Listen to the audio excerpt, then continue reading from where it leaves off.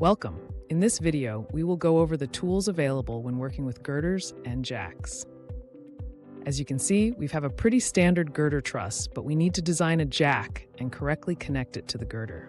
Let's start by designing an open jack. Open the Component Creation subpanel and use the Profile Line tools to input our dimensions. The length of this jack is 6 feet with a 4/12 pitch.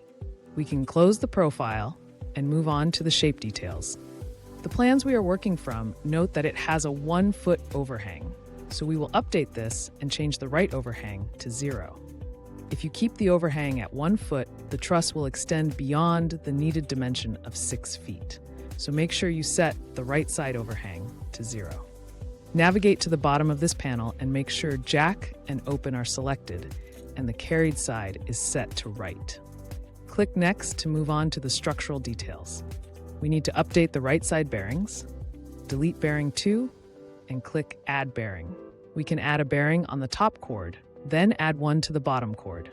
Since this is an open jack, Paragon defaults these to toenail. This is what we need, so we will click Insert. Great. Now that we have this jack inserted, we need to analyze it and connect it to the girder.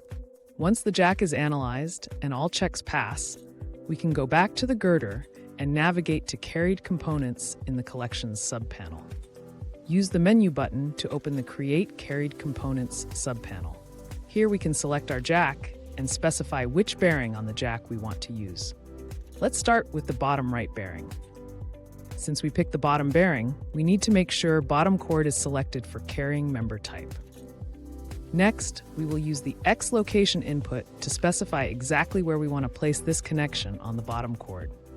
We are going to place this jack connection at 6 feet. You can use the number of carried components and distance between repeated carried components inputs to insert multiple connections. But for this example, we will focus on one for now. Click Insert to finalize this connection.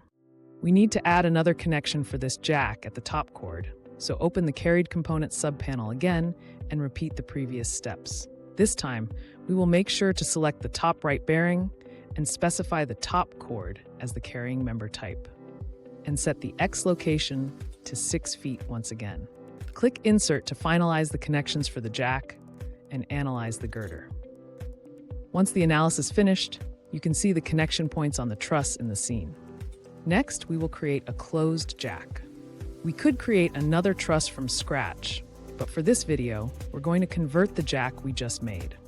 Select our jack and click Convert to Settings in the Edit Truss menu. A screen message will appear asking, "Are you sure you want to go back to the original design settings?" Click OK to accept.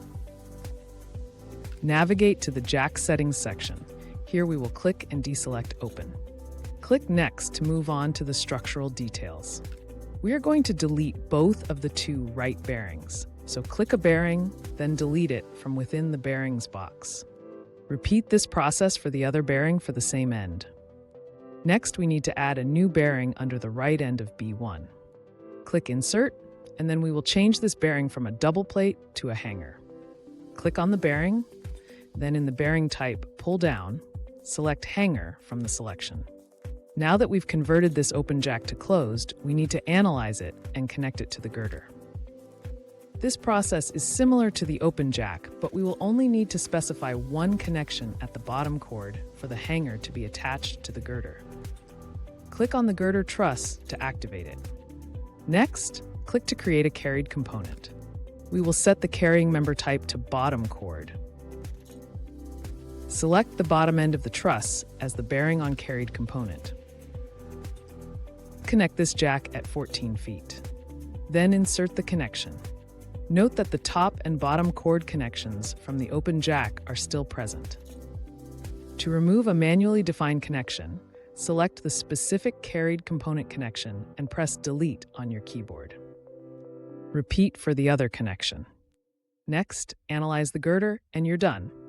Thanks for watching this video on jacks and girders, and we'll see you in the next one.